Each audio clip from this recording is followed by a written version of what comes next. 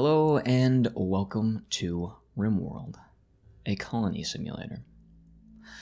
Rimworld is a game that I'm very excited to present. I've been following it since pretty early in its alpha phase.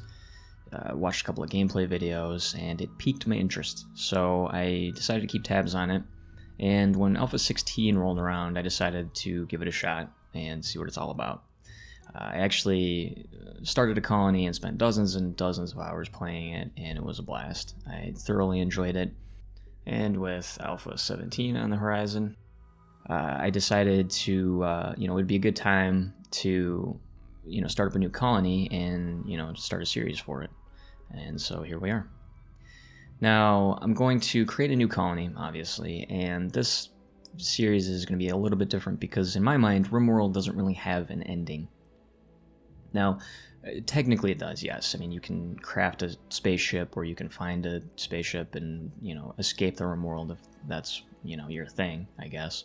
But for me, it's all about building a colony, enduring whatever the AI throws at me, getting everyone, nice rooms and well situated. And, you can eke out a pretty decent existence on Rimworld if you put your mind to it.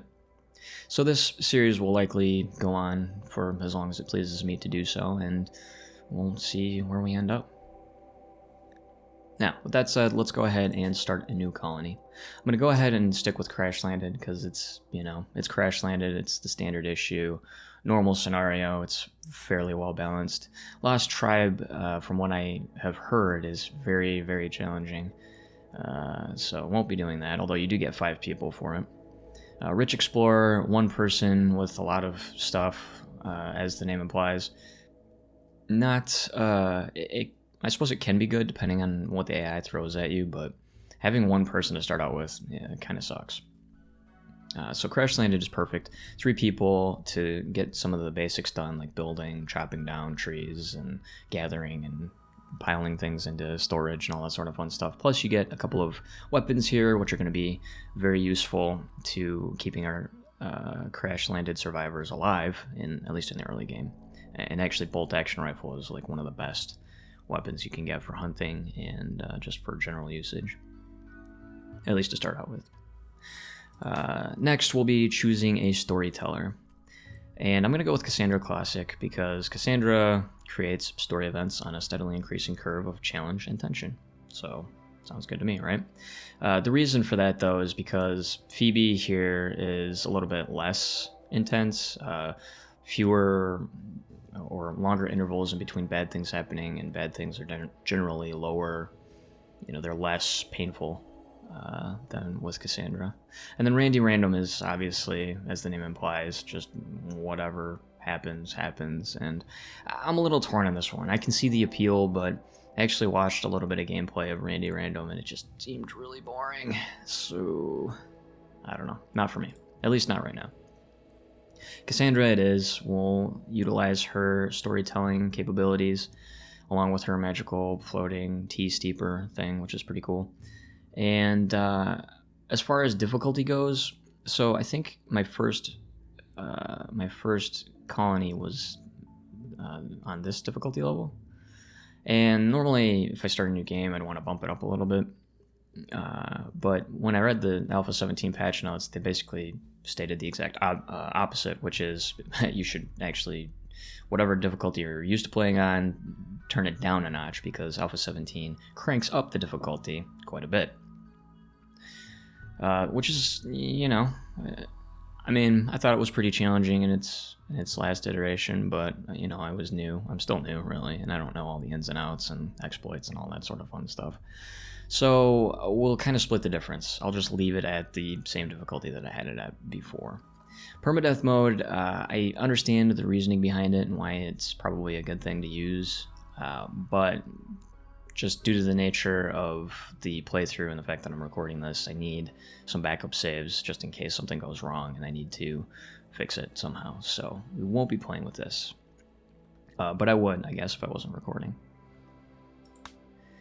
Next, we have the world creation. So rainfall and temperature I'm going to leave as is, but I am going to increase the global coverage to 100% because it's really cool looking. Not that I'm ever going to use all of it, but there you have it.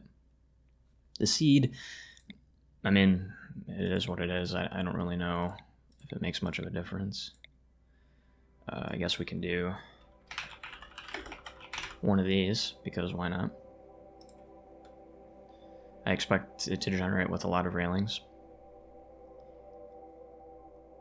Now, the world generation does take a little bit of time, and I think the most time-consuming part of the startup process or the configuration process is selecting colonists, because the sheer amount of combinations is so huge that, you know, getting somebody that is actually usable as a human being is pretty difficult. It's actually pretty challenging.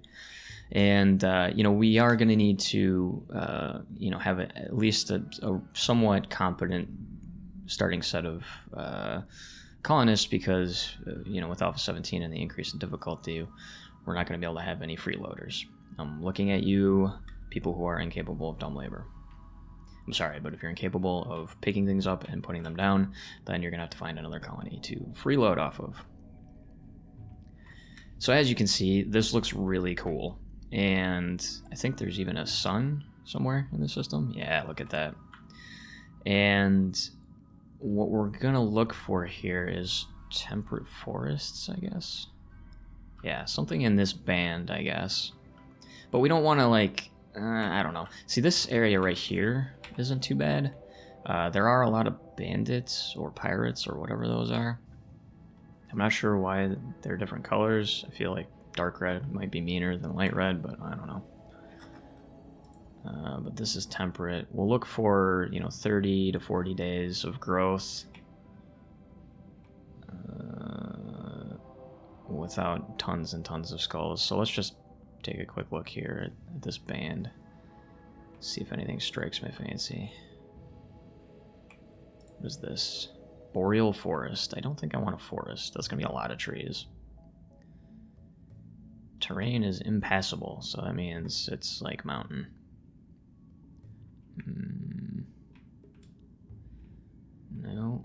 No, I don't like that. Let's keep going. This is 40 days. That's a lot. You know, I am thinking that this might be the place where we settle down here. And all these are 40 days, huh?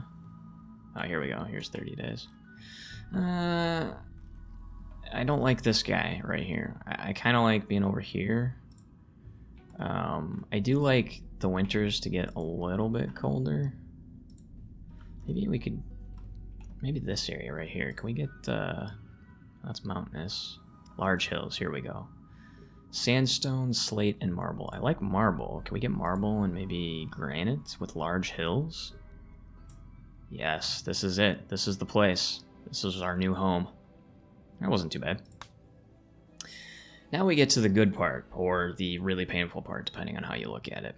So there's a few things here that we need to take into consideration when we're finding prospective colonists.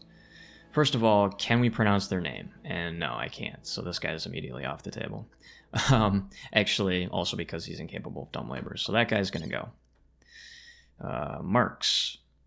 Interesting. Incapable of social. He's an optimist, which means permanent mood boost. That's good. He's slow, which is not so good. And he's a prostophile, which could be good, because if he's a slowpoke, I might replace, you know, both his legs with cybernetic legs, which would kind of negate that, I think. And he's incapable of social because he's mute, obviously. If he's mute, that's good, because I assume that means he can't insult anybody, which is always a positive. He has a fire for shooting. He has a burning passion for smashing people in the face with blunt objects. He's very good with animals, and he's good with cooking. He can craft, but he doesn't have a huge... What about construction? That's okay. Okay, and medicine. I don't know if this is necessarily the best, but he is pretty solid. He has, you know, animals, not something I really look for in the very beginning, but it can be useful. And he's not incapable of anything. The fact that he's slow kind of is, you know, it's kind of a downer, but he's an optimist, so I feel like that makes up for it. So Marks might actually be, of course we can't change your ridiculous nickname, or can we? Well, why can't you just be Sly? That makes sense because you're, yeah, that makes much more sense. Okay, right. Incapable of social or artistic. You know, if we have everyone incapable of being social, then I don't know. That might not be a good thing. Another slowpoke though, and a night owl. This guy could be good for simply cranking out research. He also has a little bit of shooting prowess, which is good. He has a little bit of medicine, and he has a little bit of cooking. I'm gonna really need people that are good with crafting and construction though. And these two guys suck at it. Still, I'm not 100% against this guy. I don't know if having all slow people is going to be bad. Well, let's randomize this guy and see what we get. So, immediately, we have a cannibal, of course. Oh, man. Yeah. Incapable of skilled labor. Like, all the things I need you to do, you can't do any of them. It's amazing. And neither can you. Violent. I don't know about that one. Chemical interest. This could be a bad thing. If you're going to have some bad traits, then I need you to be really powerful or really strong in the areas that I need, and you're not at all, so you're going to go. Trigger happy is a terrible trait. It basically means you'll never hit anything, ever, for any reason, not even randomly. This guy is not what I want. He's a pyromaniac. Definitely don't want a pyromaniac. I don't need another cook.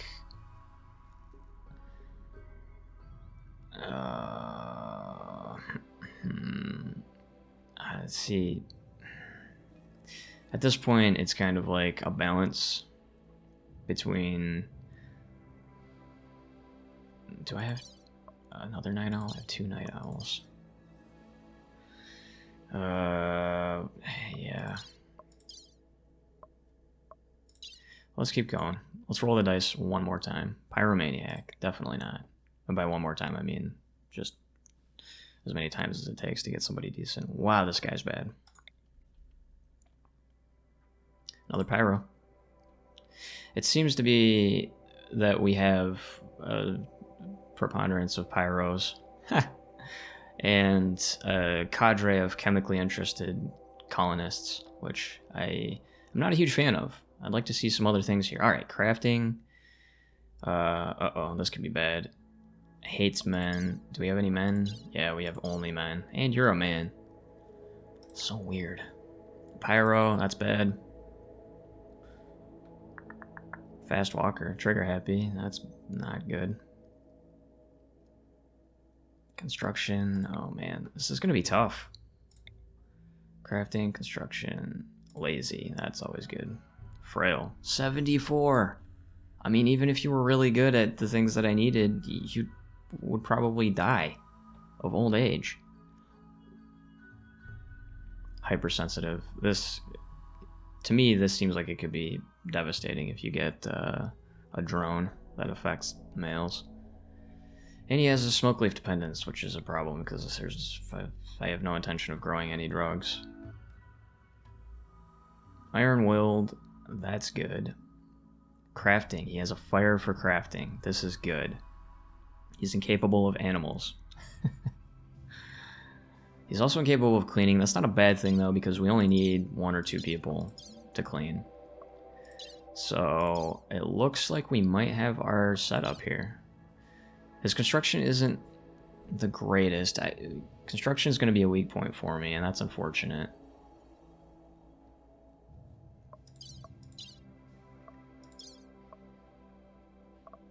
Yeah, construction is going to be pretty low.